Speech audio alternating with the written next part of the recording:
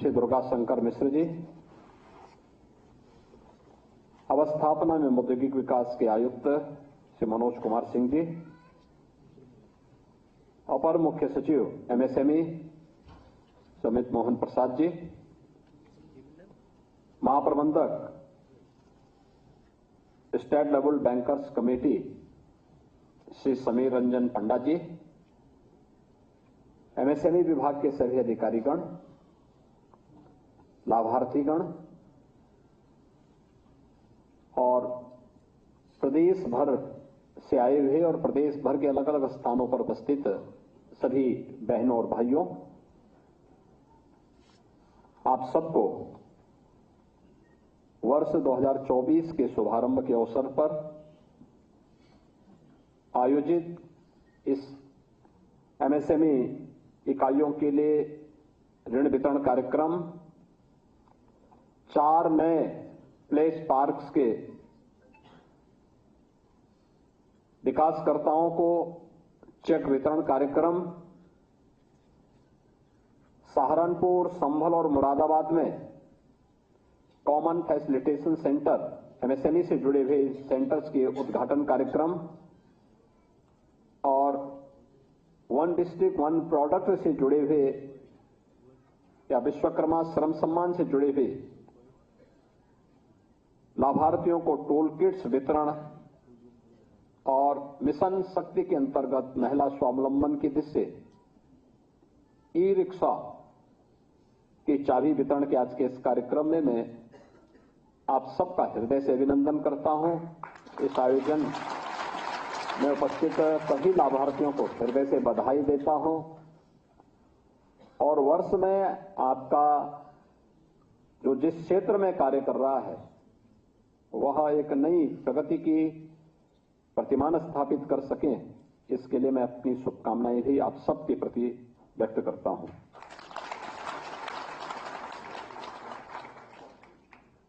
उत्तर प्रदेश की आज की इस प्रगति को देख करके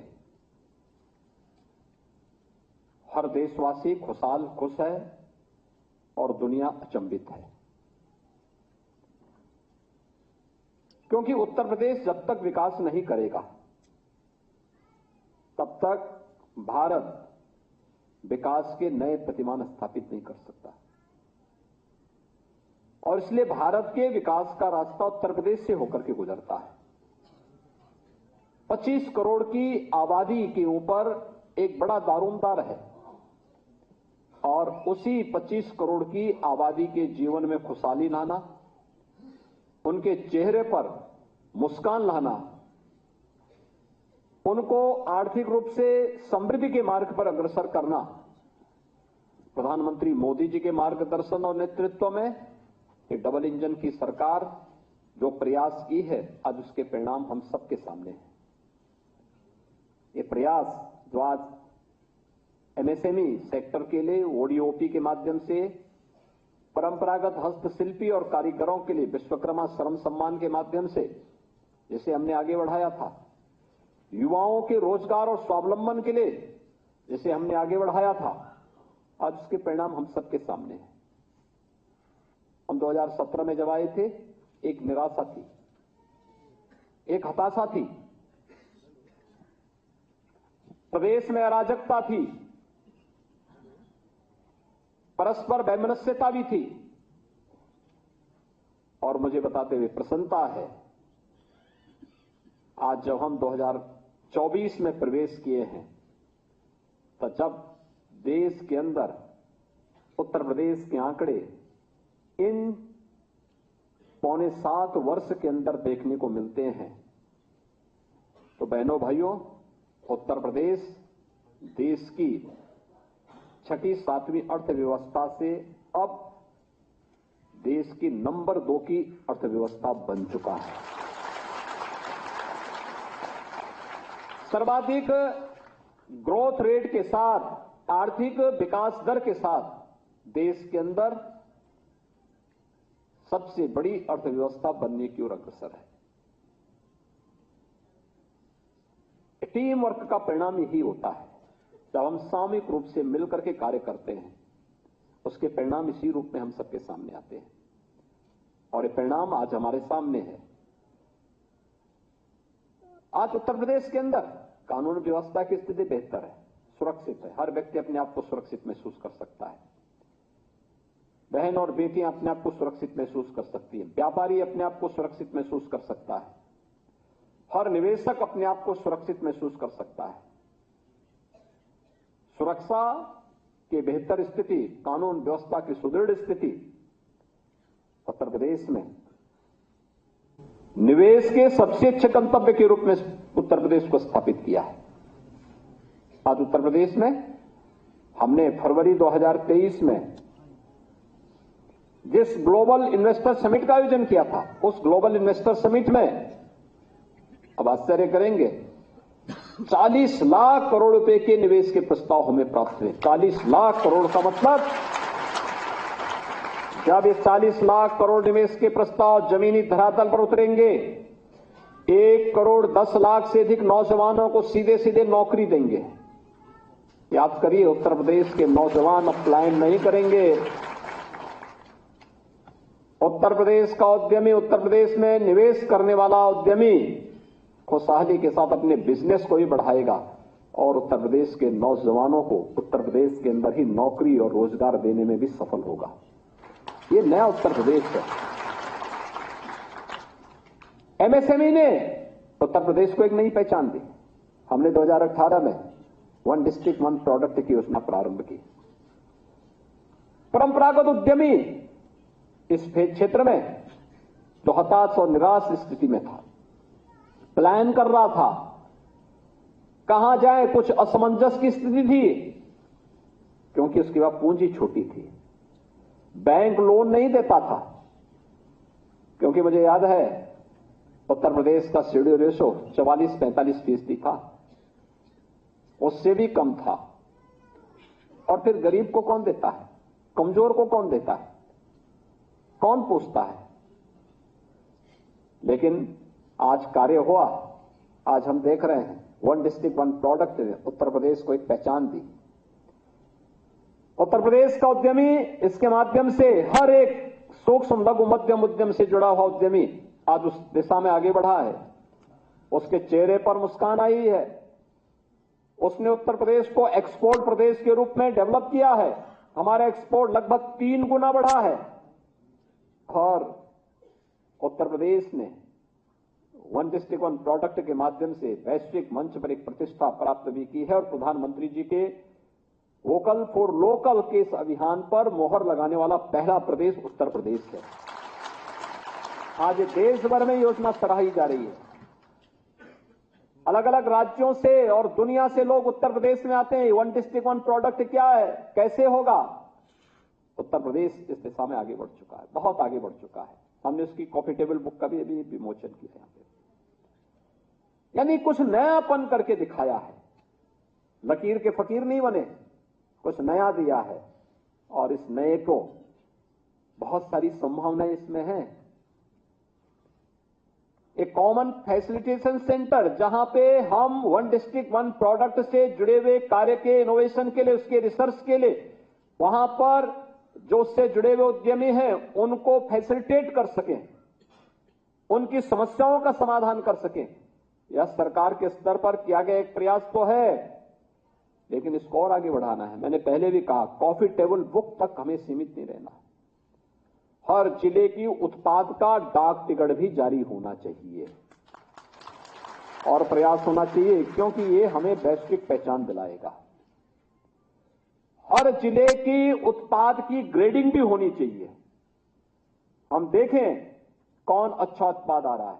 पैकेजिंग के लिए, टेक्नोलॉजी के साथ जोड़ने के लिए अभी हमने विश्वकर्मा श्रम सम्मान में माटी कला बोर्ड के माध्यम से यहां पर अपने माटी कला बोर्ड से जुड़े हुए लोगों को इलेक्ट्रिक चाक दिए हैं। इलेक्ट्रिक चाक का एक टेक्नोलॉजी है। पहले मैनुअल चाक आता था। मैनुअल चाक में एक दिन में 50-60 बर्तन बना पाते थे। आखिर हाथ की तो अपनी सीमा होगी। कितना घुमाएगा व्यक्ति हाथ को, कितना घुमाता जाएगा। अब इलेक्ट्रिक चाक आ गया है। इलेक्ट्रिक चाक ने इसके काम को आसान किया है। 50-60 जो बर्तन बनते थे, अब इसी इलेक्ट्रिक चाक में 450-500 बर्तन बनेंगे।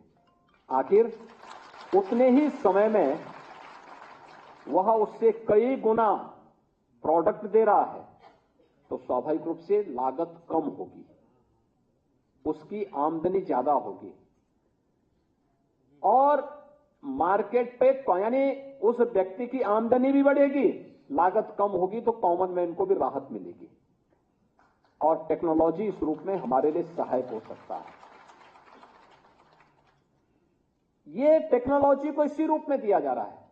फ्लैश पार्क की स्कीम, प्राइवेट इंडस्ट्रियल पार्क बन सके, 10 एकड़ से लेकर के 50 एकड़ के बीच में कोई बनाना चाहेगा, सरकार उनको इंसेंटिव दे रही है और मुझे प्रसन्नता, उत्तर प्रदेश पहला राज्य है। ओडीओपी भी यूपी ने दिया, विश्वकर्मा श्रम सम्मान यूपी ने दिया और फ्लैश पार्क भी यूपी दे रहा है। ये 10वां फ्लैश पार्क जिसमें प्राइवेट पार्टी आकर के अपने पार्क को डेवलप करेगी और फेज वाइज सरकार उसको इंसेंटिव देगी। इसमें एमएसएमई यूनिट लगेंगे। उद्योग को बढ़ावा देने के लिए एक नए कार्य, सीएफसी का उद्घाटन, ये एक नया प्रयास, ये चौथी नई स्कीम इस फील्ड की और इसके परिणाम क्या होने जा रहे हैं। 96 लाख एमएसएमई यूनिट हमारे पास है। अगर हमारे साथ बैंक और वित्तीय संस्थान जुड़ जाते हैं और इन 96 लाख एमएसएमई यूनिट को हम फिर से रिवाइव कर दें। इस समय चूंकि हमने इसमें एमएसएमई यूनिट को 5 लाख रुपए की एक बीमा, सुरक्षा बीमा का कवर भी दिया है, तो स्वाभाविक रूप से रजिस्ट्रेशन की जो प्रक्रिया बढ़ी है, तेजी के साथ आगे बढ़ी है। लेकिन ये 96 लाख हमारे इसमें पोर्टल में रजिस्टर्ड हों और इसको हम और तेजी के साथ आगे बढ़ा सकें, हमारा ये प्रयास होना चाहिए। और मैं बैंकर्स से कहूंगा कि छोटी पूंजी कभी डूबती नहीं है। आप देंगे, आपका बिजनेस बढ़ेगा, कॉमन मैन का आप पे विश्वास आएगा, युवाओं को रोजगार मिलेगा और उत्तर प्रदेश खुशहाली की तरफ जाएगा तो देश भी खुशहाली की तरफ जाएगा। हमें इस दिशा में अपने प्रयास को आगे बढ़ाना होगा और मैं स्टेट लेवल जो बैंकर्स कमेटी है उनको धन्यवाद दूंगा कि उन्होंने इसमें रुचि ली और आज इसी का परिणाम है कि 43-44% का जो हमारा सीडी रेशियो था वो बढ़कर के अब 56-57% तक पहुंच चुका है। लेकिन इसको 60% तक करना और फिर 65% तक ले जाने की दिशा में हमारा प्रयास होना चाहिए। हमारा प्रयास हो कि इस वित्तीय वर्ष में हम इसको 60% तक पहुंचा, अगले वित्तीय वर्ष में इसको 65% तक पहुंचाने के लक्ष्य के साथ हम काम करें। ये 51,000 करोड़ रुपए का जो लोन आपके द्वारा दिया जा रहा है, ये हमारे उत्तर प्रदेश में हजारों नौजवानों के लिए रोजगार सृजन का एक नया मार्ग प्रशस्त करेगा। एक नया मार्ग उनके लिए होगा, उन लोगों को आगे बढ़ने का अवसर प्राप्त होगा, उन लोगों के जीवन में खुशहाली आएगी, घर में बैठे बैठे लोगों को रोजगार मिलेगा। महिला हो या पुरुष, आपने देखा होगा अभी महिलाएं भी आई, उन्होंने ओडीओपी में यहां से अपने चेक लिए।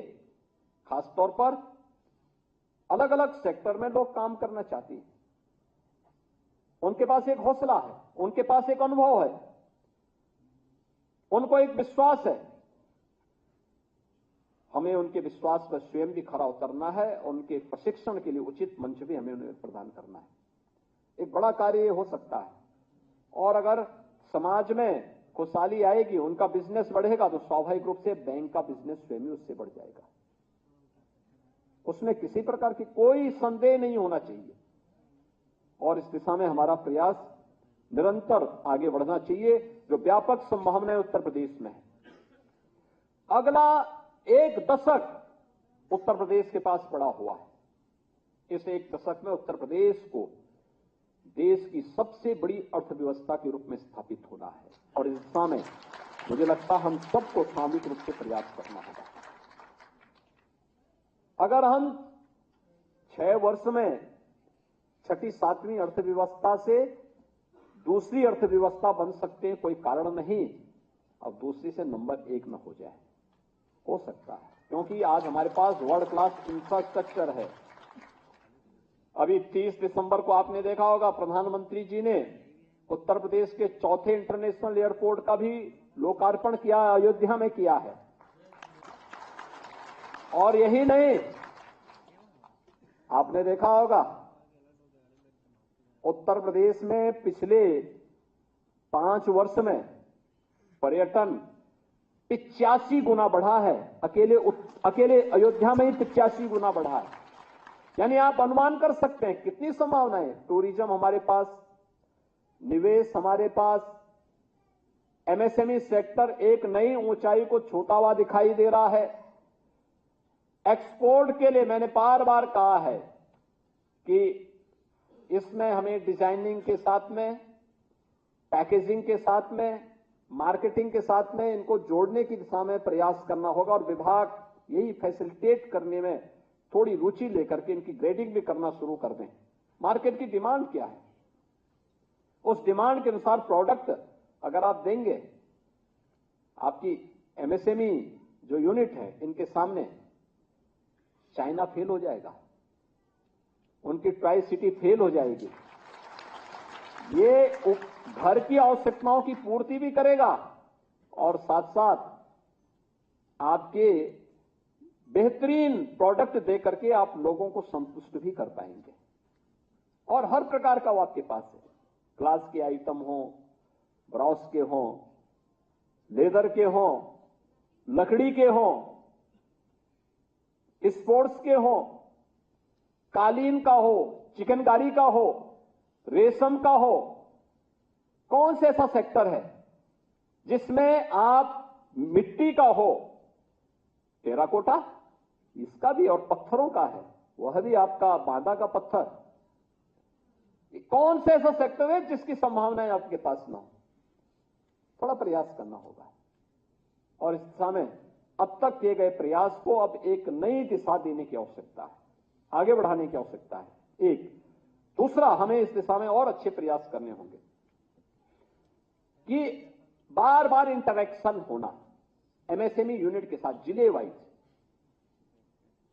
क्या उनकी समस्या है, कहां पीएनजी की आवश्यकता है, कहां पे इलेक्ट्रिसिटी की आवश्यकता है,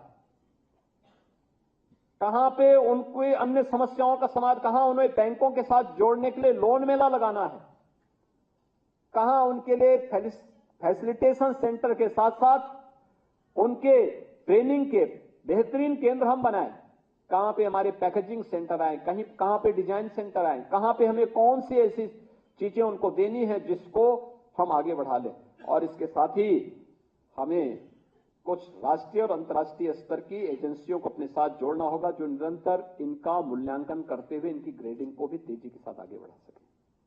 कोई कारण नहीं, अब आपको कोई रोक नहीं सकता क्योंकि आप अपने रास्ते पर बढ़ चुके हैं। मंजिल आपके लिए आसान है, बस प्रयास किए जाने की आवश्यकता है और आज का ये प्रयास उसी दिशा में किया जाने वाला उसी का एक पार्ट है। 51,000 करोड़ रुपए आज जब हम इस राशि को देख रहे थे, ये यूपी के शेड्यूल रेशियो को तो बढ़ाएगा ही, लेकिन ये चीजें दिखाती हैं कि नए भारत का नया उत्तर प्रदेश किन संभावनाओं से भरा हुआ है।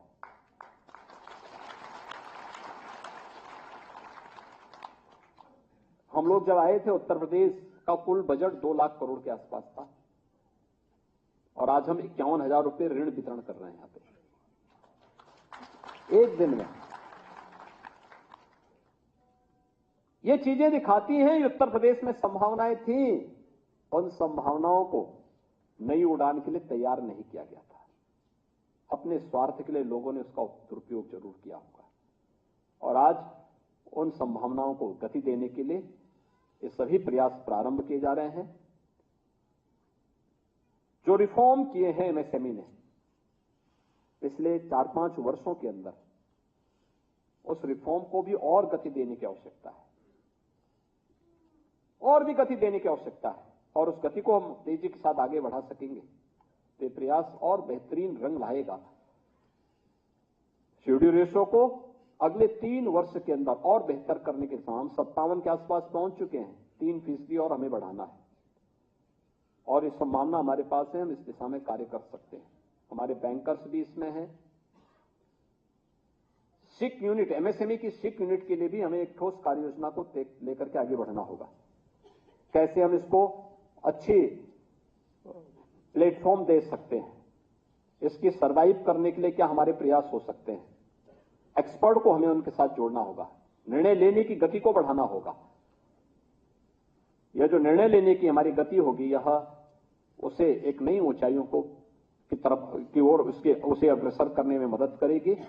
और मुझे प्रसन्नता है कि पिछले 6-7 वर्षों के अंदर हुए प्रयास के परिणाम आज हमारे सामने है। आने वाले समय में इसके परिणाम और बेहतर होंगे, इस विश्वास के साथ आज मैं पूरे प्रदेशवासियों को और खासतौर पर उन सभी एमएसएमई यूनिट को जो वन डिस्ट्रिक्ट वन प्रोडक्ट के अंतर्गत परंपरागत उद्यम के लिए, व्यवसाय करने के लिए, अपने उद्यम को आगे बढ़ाने के लिए आज यहां पर 51,000 करोड़ रुपए के इस ऋण वितरण के कार्यक्रम के साथ जुड़ रहे हैं। उन सबको तो मैं हृदय से बधाई देता हूं, उनके प्रति अपनी शुभकामनाएं देता हूं।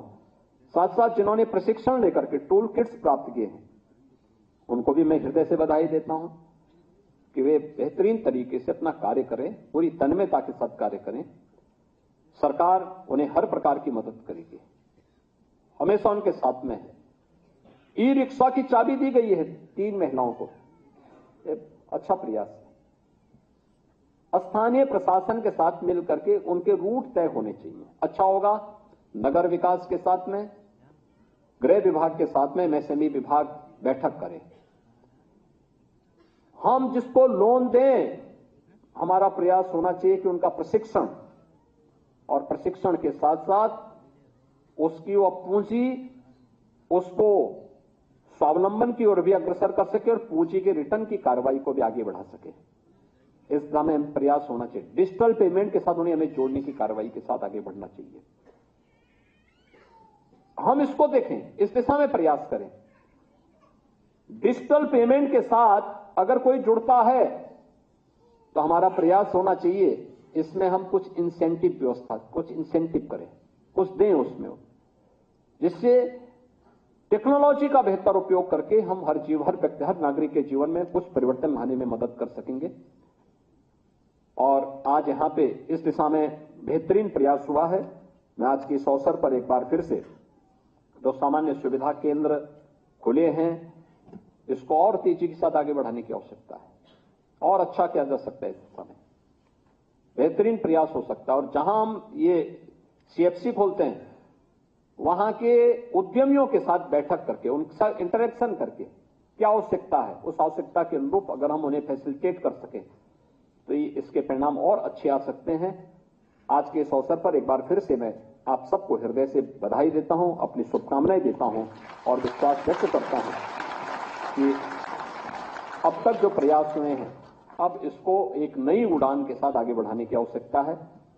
आप सबके प्रति वर्ष 2024 मंगलमय हो, ये मेरी शुभकामनाएं हैं। धन्यवाद। जय हिंद। नए वर्ष का प्रारंभ इससे अच्छा क्या हो सकता है। माननीय मुख्यमंत्री महोदय, बहुत बहुत धन्यवाद। और अब मैं धन्यवाद ज्ञापन के लिए श्री समीर रंजन पंडा जी हैं। तो मुख्यमंत्री योगी आदित्यनाथ लखनऊ में एमएसएमई के कार्यक्रम में पहुंचे हुए थे।